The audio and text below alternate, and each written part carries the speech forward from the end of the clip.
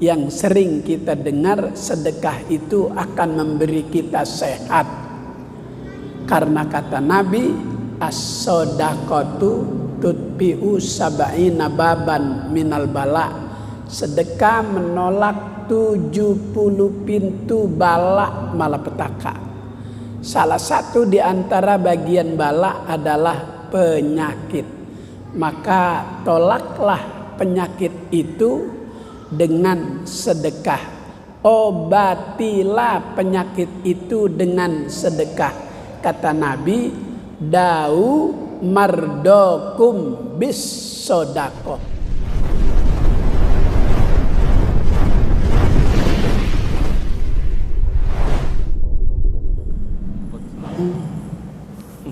Bismillahirrahmanirrahim. Alhamdulillahirabbil alamin.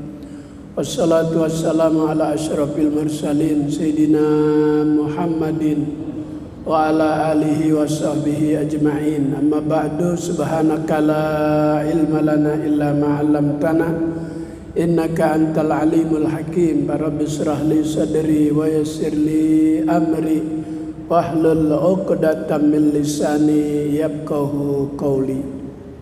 Alhamdulillah, kembali kita bisa bertemu di Masjid Jami Tangkuban Perahu dalam rangka beribadah.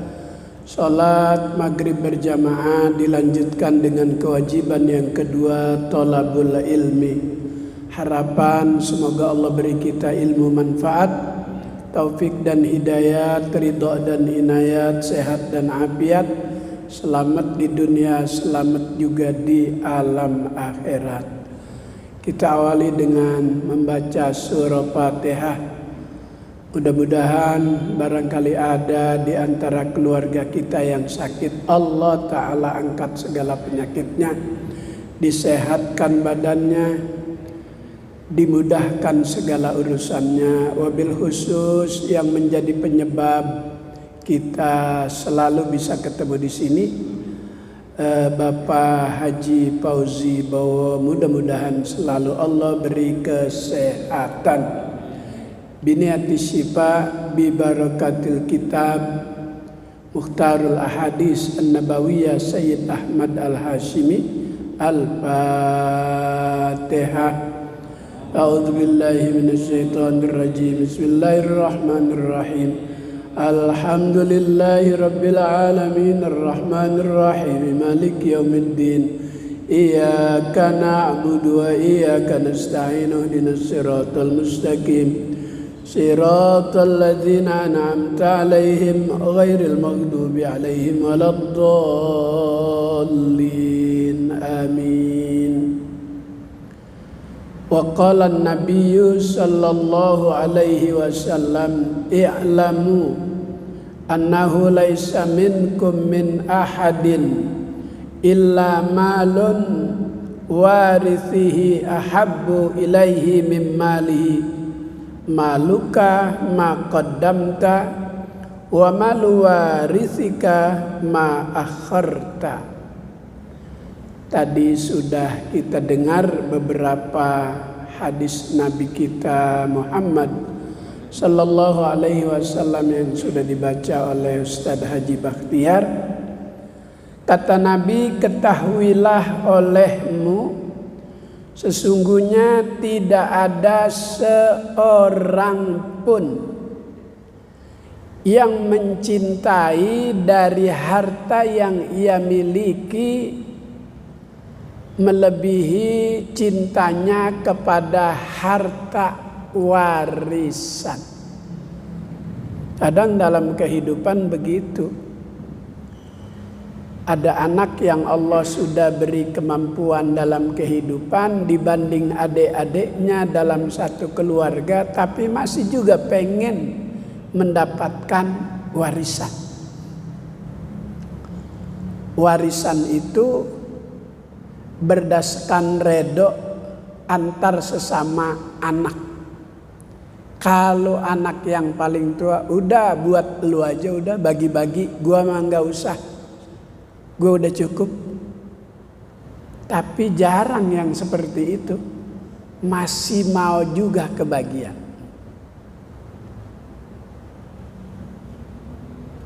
Maluka ma qaddamta wa malu warisaka ma akharta.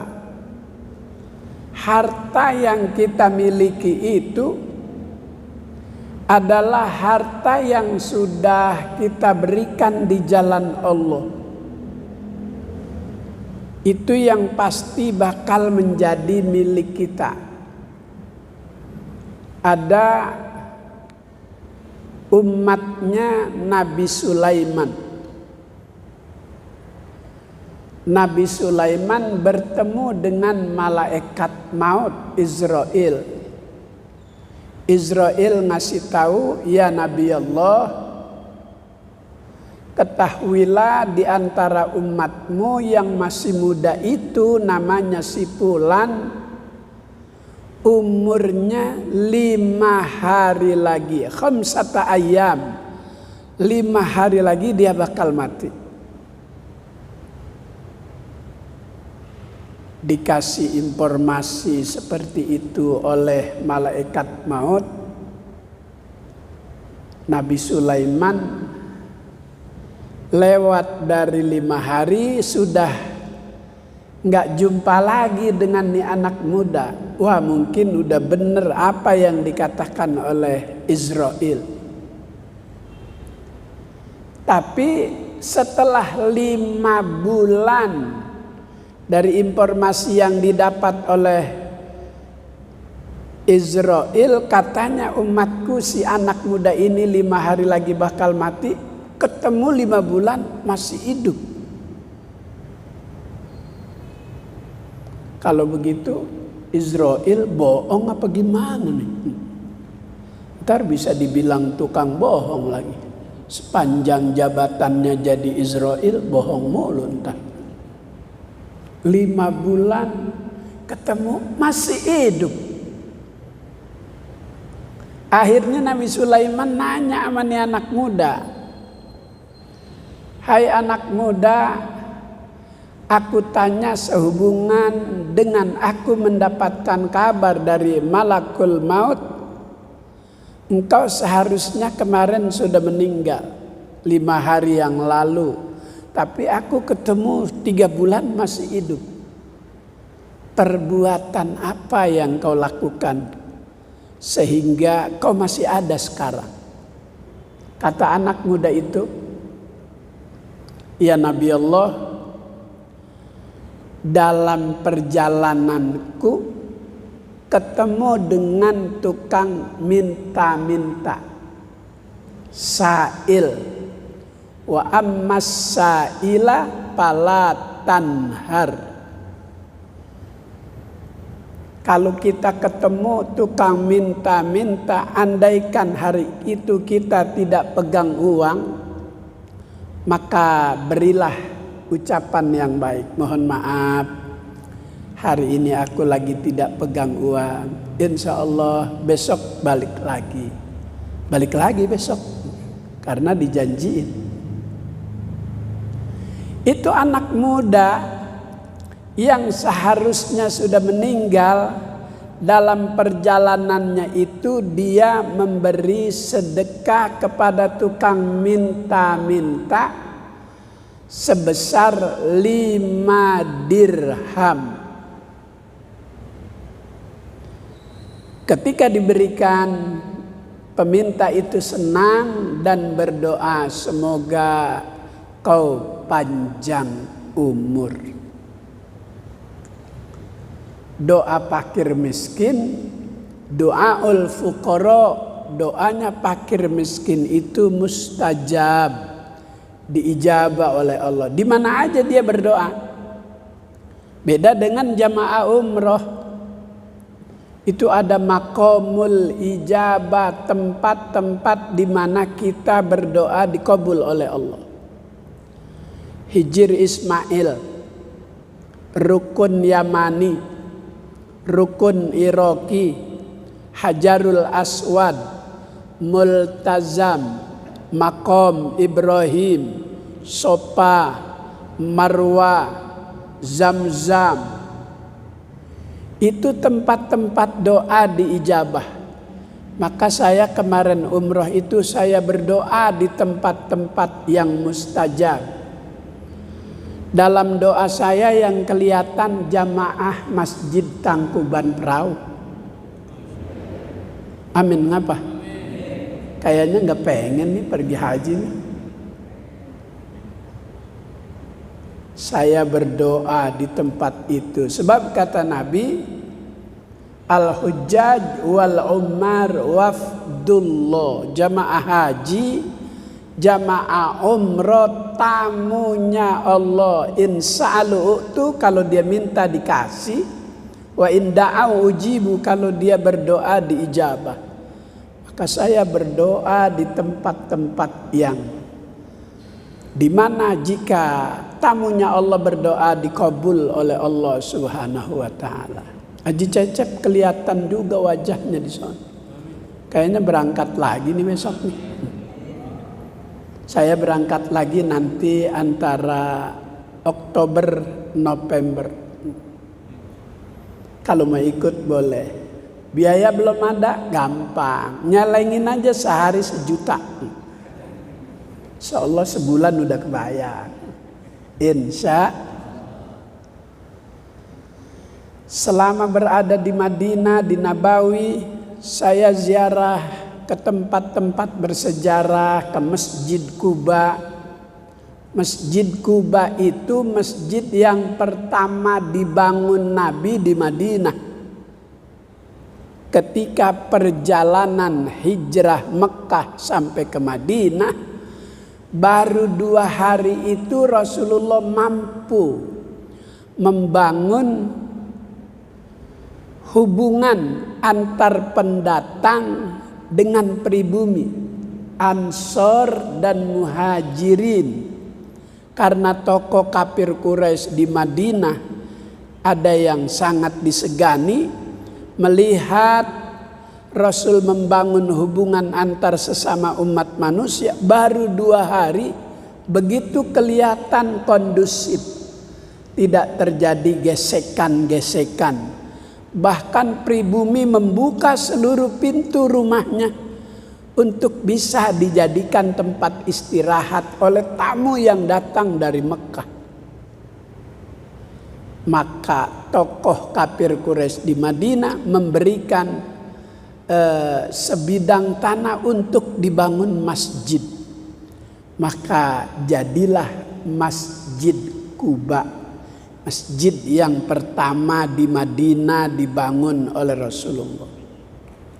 Saya ziarah di situ, sholat 2 rakaat di situ. Kata Nabi, yang sholat 2 rakaat di Masjid Quba pahalanya sama dengan umroh 1 kali.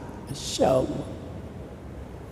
Saya mampir juga ke Masjid Qiblatain, masjid kedua yang Nabi bangun di Madinah. Kenapa dinamakan Masjid Qiblatain?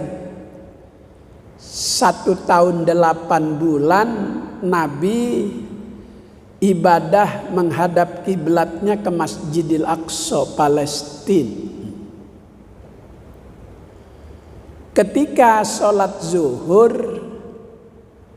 selesai tasyahud awal, berdiri di rakaat yang ketiga sebelum baca Fatihah, turun wahyu.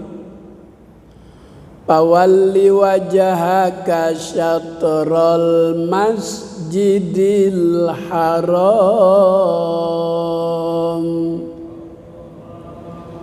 Maka palingkan wajahmu saat ini, mulai hari ini ibadah kepadaku tidak lagi menghadap ke arah Masjidil Aqsa, tapi merubah ke Masjidil Haram. Maka 2 rakaat ke Masjidil Aqsa, 2 rakaat ke Masjidil Haram. Tidak pakai dibatalin, tinggal langsung puter posisi.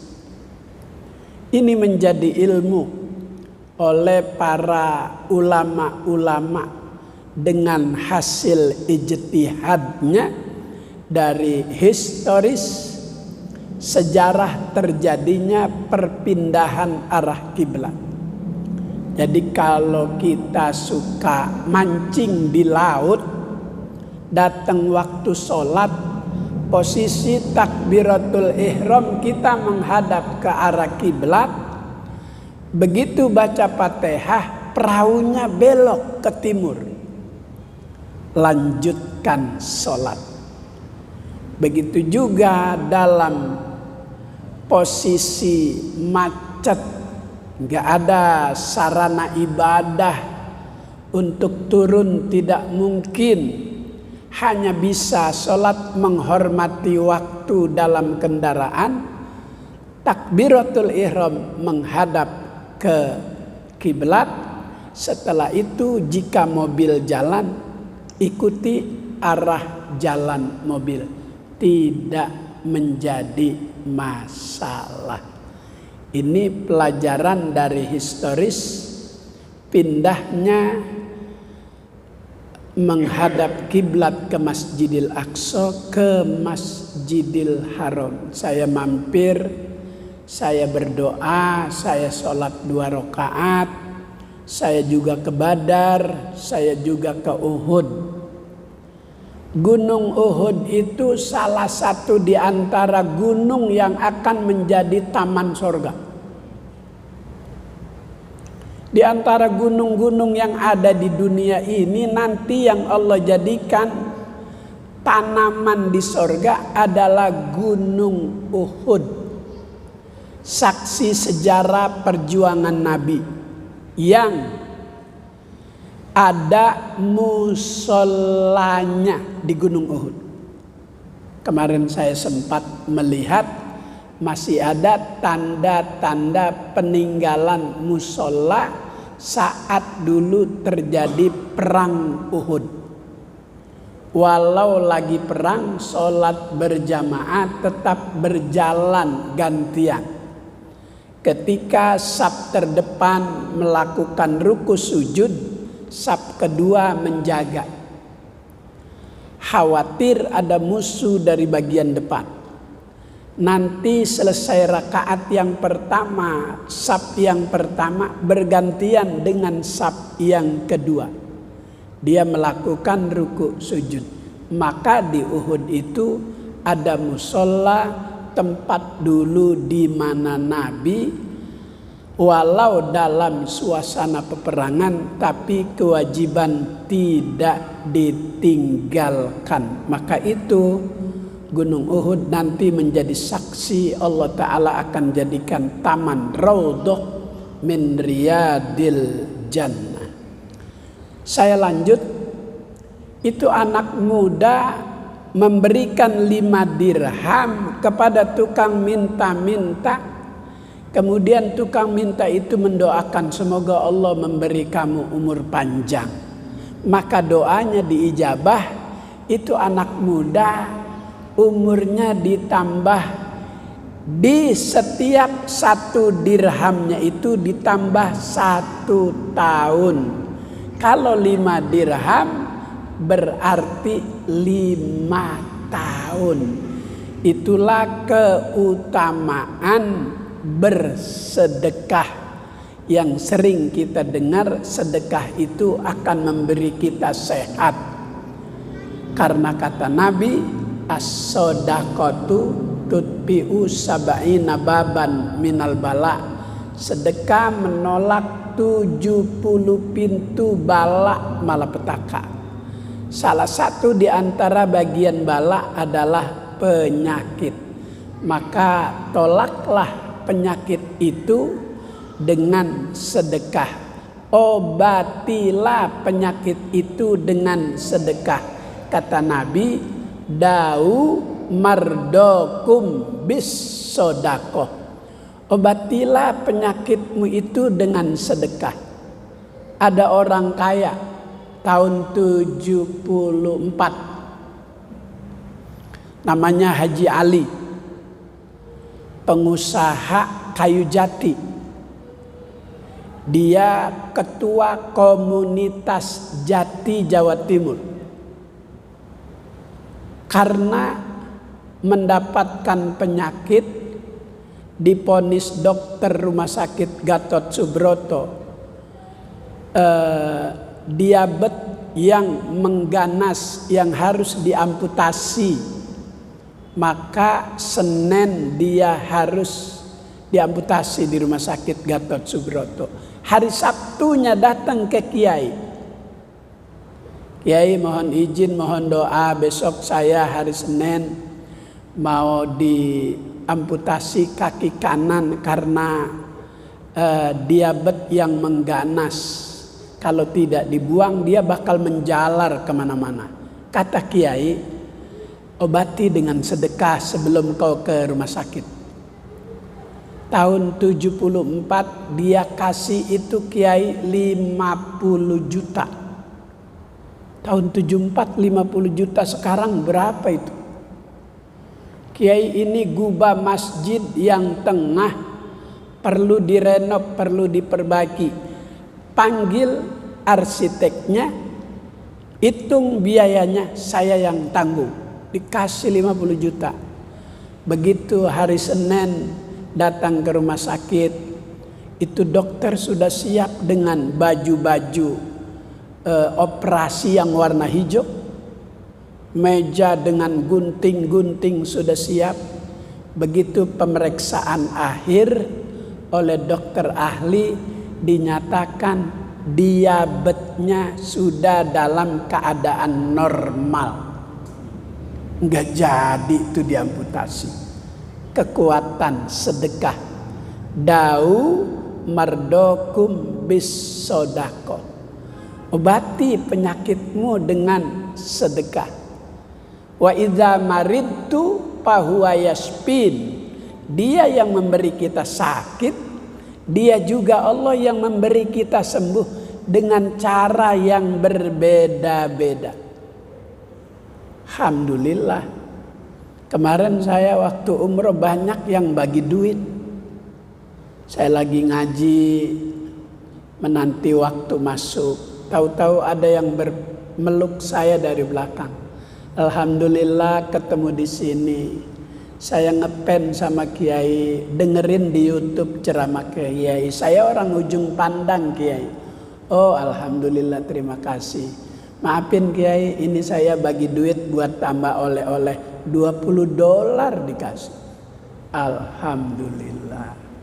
Saya lagi ada di toko busana di Hotel Bin Daud. Ada lagi yang nyamperin, Kiai tunjuk aja yang Kiai inginkan, biar saya yang bayar nanti. Saya ambil banyak aja udah, mumpung ada yang nanggung. Orang Jambi pengusaha kelapa sawit. Saya pernah ceramah di daerah situ, dia masih ingat. Alhamdulillah. Doain Kiai, anak saya di rumah lagi sakit. Saya kasih hadiah biar anak saya sembuh di haram ini, di tempat yang mulia ini. Saya pulang kemarin, dia telepon, alhamdulillah. Dia pulang juga, anaknya sembuh juga. Maka harta kita itu maluka ma qaddamta wa ma akharta lil warisi. Harta kita itu harta yang sudah kita belanjakan di jalan Allah, yang sudah kita berikan di tempat-tempat yang baik. Sementara harta kita nih yang belum kita belanjain berupa perusahaan, berupa tempat-tempat tinggal, itu akan menjadi milik ahli waris. Kalau harta kita yang sudah kita belanjain di jalan Allah, sementara yang masih ada bakal diparoid, bakal dibagi oleh anak-anak kita. Yang laki sekian, yang perempuan sekian. Tapi kalau anak kita sudah kita bekali dengan ilmu, dia musyawarah, mufakat, kita bagi sama aja, gak jadi masalah. Karena berdasarkan saling suka sama suka, redo sama redo. Kalau mau dibagi sama rata silahkan. Kalau mau mengikuti apa yang ada dalam Al-Quran, laki 2 perempuan 1 silahkan. Tapi kadang kalau tidak dibekali ilmu agama, yang paling tua udah jual mulu. Sementara yang bungsu dikasih pojokan dekat makam kakek. Susah dijual laku dekat makam. Terjadi ada seorang anak menjual makam orang tuanya yang belum 40 hari. Belum 40 hari itu orang tuanya dikebumikan. Sebelahnya ada bengkel servis mobil Suzuki motor. Butuh lahan untuk pelebaran kamar mandi. Ditawar itu kuburan yang belum 40 hari. Oleh anaknya diiyakan, dipindah itu. Kualat itu anak yang menjual makam orang tuanya. Hidupnya sepanjang hidup susah aja. Dulu terkenal kaya sampai tidur di emperan toko pinggir jalan. Maka jangan sekali-sekali dalam urusan warisan itu kita serakah. Biasa dalam rumah tangga kalau ada yang serakah dalam hal warisan, itu biasanya habis duluan hasil harta warisannya, mati duluan juga dibanding adik-adiknya yang mengalah. Banyak yang terjadi dalam kehidupan bermasyarakat. Wa qala an-nabiyyu sallallahu alaihi wasallam a'linu hadzan nikah waj'aluhu bil masajidi wadribu alaihi bid-dufufi. Rawahu Tirmidzi an Aisyah radhiyallahu anha. A'linu hadzan nikah, beritahu orang banyak tentang pernikahan anak kita. Undang supaya orang tahu. Kalau melamar itu proses pelamaran disuruh biasa-biasa saja. Tapi kalau pernikahan disuruh buatkan acara. Walau hanya mampu bisyatin, seharga 1 ekor kambing. Kata Nabi, aulim walau bisyatin, buatlah resepsi walau sekedar persiapan cuma 1 ekor kambing. Maka Nabi dulu kalau baru saja menikah, dia undang sahabat-sahabat, bikin pesta makan supaya yang lain tahu, agar tidak terjadi fitnah. Kalau nggak diundang orang, tahu-tahu anak kita naik motor berdua, lama-lama perutnya gendut. Lah, kapan nikahnya ini? Perutnya udah gendut. Curiga orang dengan berbagai macam prasangka-prasangka. Karena itu Nabi menyuruh kita, jika kita menikahkan anak, undang orang banyak sekitar tempat kita tinggal. Waja'aluhu fil masajidi. Nabi perintah kalau nikah itu usahakan tempatnya berada di masjid. Maka sekarang ini banyak masjid besar, lantai dasarnya dipakai resepsi pernikahan. Kayak Sunda Kelapa, kayak Taman Mini, kayak Masjid Kuba Emas Depok, mempersiapkan kebutuhan masyarakat yang tinggal di daerah pedalaman sesuai sama perintah Nabi. waj'aluhu bil masajidi, jadikan proses pernikahannya itu di masjid. Wadribu alaihi biddufufi, disuruh arak. Apa basit istilahnya arak ya? Arak itu pengantin selepas pernikahan untuk duduk di pelaminan. Bagaimana araknya itu? Wadribu alaihi biddufuf, pukul rebana.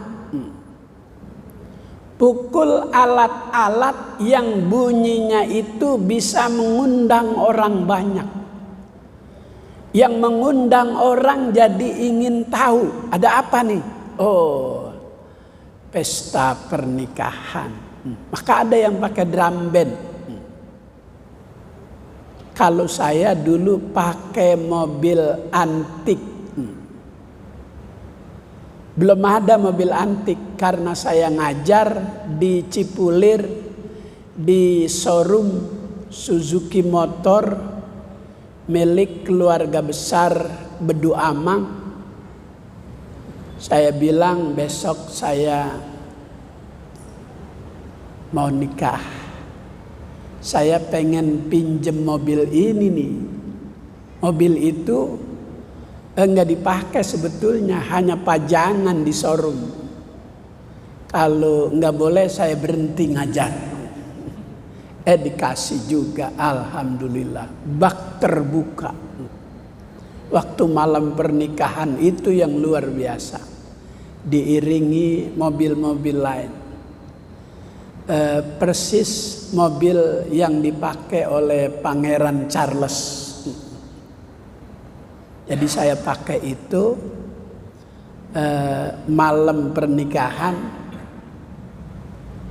Yang menikahkan saya itu Kiai Haji Nur Ali, Ujung Harapan Bekasi Utara, ulama pahlawan nasional yang tidak mau dimakamkan di Taman Pahlawan Kalibata.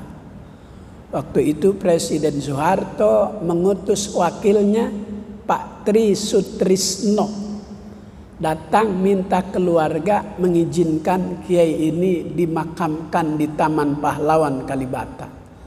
Di bawah bantal tempat ia tidur udah tulis surat. Jika ayah tidak ada umur, tolong makamkan di depan pondok pesantren Putri. Dia udah kirim wasiat tuh sama anaknya. Kenapa dia nggak mau di Taman Pahlawan? Kan campur sama koruptor juga dikuburin di situ juga. Dianggap pahlawan, padahal banyak dosa-dosanya. Maka Kiai Nur Ali nggak mau. Saya yang menikahkan saya dengan saya punya istri itu beliau. Sebab istri saya itu neneknya adik kakak dengan bapaknya Kiai Nur Ali. Jadi saudara apa tuh namanya? Makanya beliau yang langsung menikahkan saya. Dia pesan saat proses pernikahan. Dia bilang begini, Hamidah, nanti Munawir ini pulangnya malam mulu. Pintu rumah jangan dikunci. Nanti dia kayak bapak katanya. Kerjanya malam, siangnya tidur. Saya belum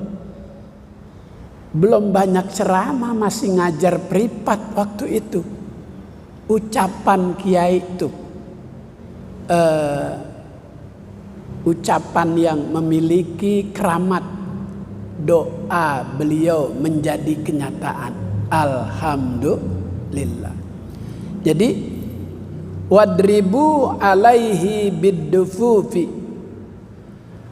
untuk mengundang orang menjadi tahu disuruh pukul alat yang mengundang perhatian. Wadribu alaihi bidufu, pukul rebana, pakai marawis, pakai drum band, dan pakai yang lain-lain. Ini salah satu di antara yang Nabi perintahkan. Jadi semua perilaku hidup kita itu berdasarkan Al-Quran dan hadis.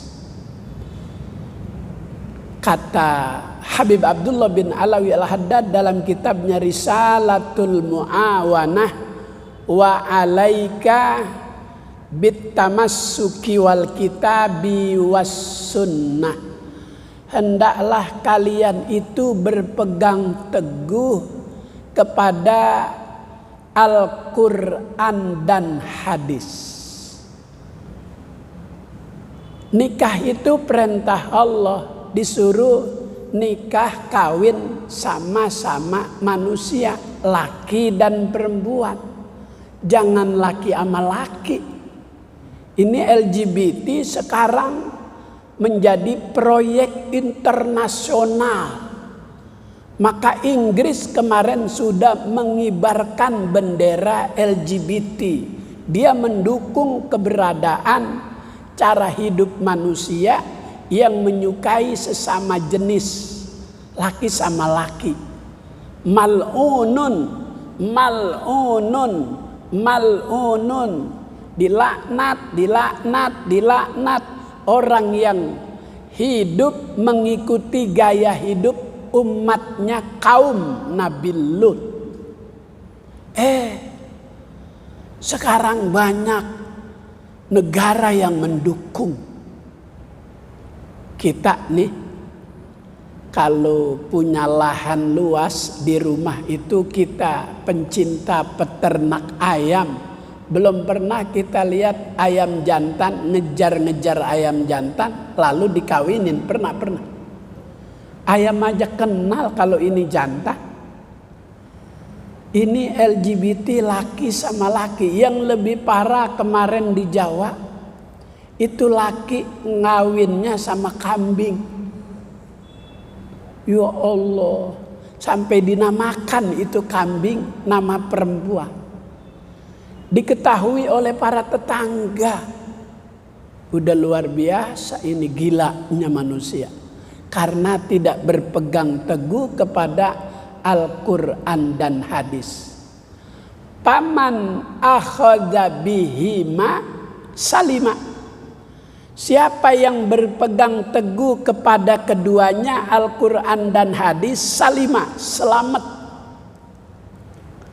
Tapi kalau dia tidak berpegang kepada dua kitab, Al-Quran dan Al-Hadis, maka dia akan celaka.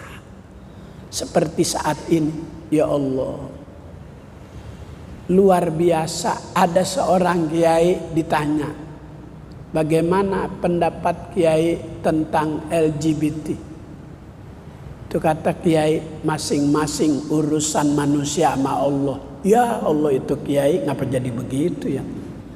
Ada kiai yang begitu. Nih, padahal dia seorang pewaris Nabi, menghadapi seperti ini tidak memberikan solusi. Karena dia bisa diwarnai. Imam Shibli saat uzlah menyendiri, lari dari keramaian dunia, di tengah perjalanan uzlahnya dipanggil. Ada suara, tak ada bentuk manusia. Cuma ada suara aja. Shibli, Shibli. Kata Imam Shibli, dia menoleh ke belakang. Tak ada orang. Siapa yang memanggilku? Mayyad'uni. Enggak ada orang, ada suara. Yang memanggil Imam Shibli pohon mangga. Kata pohon mangga, yarmunani bil ahjar wa armihim bil asmar.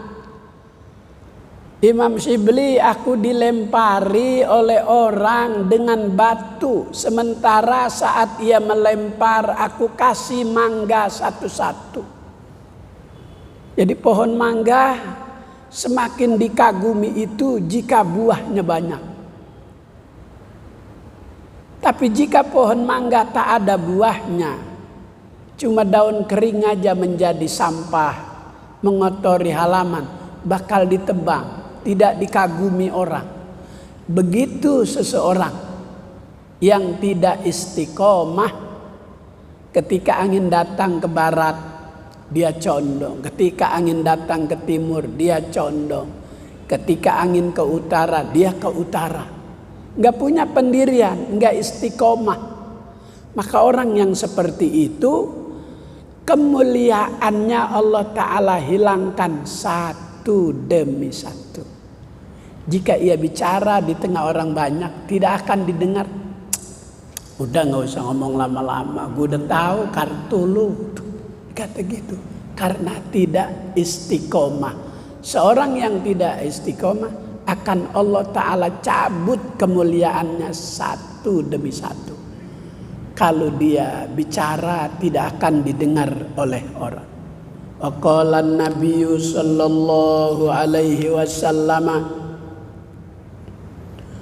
i'mal lidunyaka ka'annaka ta'ishu abada wa'mal li akhiratika ka'annaka tamutu ghadan.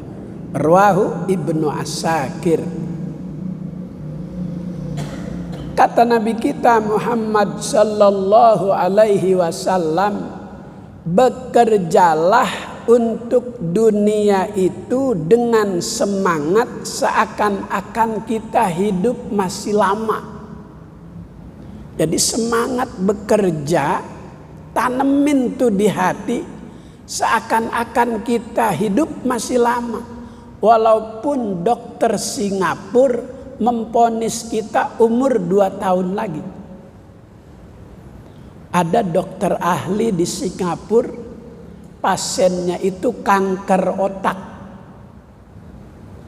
Dengan keilmuan yang ia miliki bisa memprediksi daya tahan ini manusia dalam hidup 2 tahun lagi. Ternyata prediksinya banyak tepat. Ketika ada pasien yang memiliki penyakit kanker otak, berobat, kata dokter, mohon maaf, bukan saya mendahului yang maha kuasa, memperbanyak dan meningkatkan kebaikan saja. Menurut ilmu kedokteran, Anda hanya bertahan sampai 2 tahun hidup. Benar, karena penyakit otaknya itu. Maka ketika kita bekerja untuk urusan dunia, walaupun kita menderita penyakit ganas, maka tanemin tuh semangat hidup. Wa'mal li akhiratika ka'annaka tamutu ghadan. Ketika kau beribadah, tanamkan dalam hati saat kau beribadah seakan-akan kau mati esok, supaya khusyuk. Supaya ibadah kita itu berkualitas, tidak sekedar menggugurkan kewajiban, tapi ada perubahan yang signifikan. Tapi kalau dibalik, lagi kerja ingatnya mati, nggak semangat jadinya. Lagi ibadah ingatnya hidup masih lama, jadi kagak khusyuk. Ini terbalik apa yang Nabi ajarkan. Maka jika kita berpegang teguh kepada 2 petunjuk Al-Quran dan hadis, salimah, selamat kita. Tapi jika kita tidak berpegang teguh kepada 2 tersebut, khasiro, rugi kita. Rugi di dunia, rugi juga di akhirat. Sementara amal-amal hidup di dunia akan menjadi bekal amal kita di akhirat. Kata Allah, "Aman kana yarju liqa'a rabbih falyamal amalan salihah." Barang siapa yang ingin berjumpa, bertemu dengan Allah, maka punya bekal yang baik. Jika di sini ada orang terhormat, orang mulia, orang yang mumpuni dalam ilmu agama, tidak semudah kita untuk bisa datang ke sini. Harus melalui orang yang dekat dengan beliau, ada prosedurnya, ada cara untuk bisa sampai ke sini. Begitu juga untuk sampai kepada redonya Allah. 4. Untuk mendapat redha Allah, pertama ilmu, yang kedua ibadah, yang ketiga ikhlas, yang keempat serahkan segala urusannya kepada Allah. Jika kita menuntut ilmu di usia yang sudah tua, lambat dalam pencernaan untuk memetik ilmu, serahkan, selalu minta Allahumma hdini biman hadait. Dalam doa kunut saat kita subuh dibaca imam, Allahumma hdina biman hadait. Ya Allah, berilah kami hidayah sebagaimana orang yang telah kau beri hidayah. Amin. Wa afini fiman afait. Berilah kami afiyah sebagaimana kau telah beri afiyah kepada orang-orang lain. Amin. Kalau di Mekah nggak baca itu, bagaimana supaya kita tidak kehilangan pahala doa kunut? Ada kunut alternatif, pengganti kunut yang panjang tapi substansinya sama. Allahummarhamni ya Rahman. Wa sallallahu ala sayyidina Muhammad wa ala alihi wasallam. Sebab substansi kunut itu memuji Allah, meminta kepada Allah, sholawat kepada Rasulullah. 3. Substansi doa kunut itu 3. Memuji Allah, berdoa kepada Allah, bersolawat kepada Allah. Kalau kita nanti umroh, di sono kita subuh pengen dapat pahala kunut, ada kunut alternatif, ada Allahummarhamni ya Rahman. Wassallallahu ala sayyidina Muhammadin wa ala alihi wasallam. Ada juga Allahumma ghfirli ya Ghaffar. Wassallallahu ala sayyidina Muhammad wa ala alihi wasallam. Pahalanya tidak mengurangi seperti doa kunut yang sempurna. Mudah-mudahan Allah beri kita ilmu yang manfaat, taufik dan hidayat, ridho dan inayat, sehat dan afiat. Selamat di dunia, selamat juga di akhirat. Al-Fatihah. A'udzubillahi minasyaitonirrajim. Bismillahirrahmanirrahim. Alhamdulillahirabbil alamin, arrahmanirrahim, maliki yaumiddin.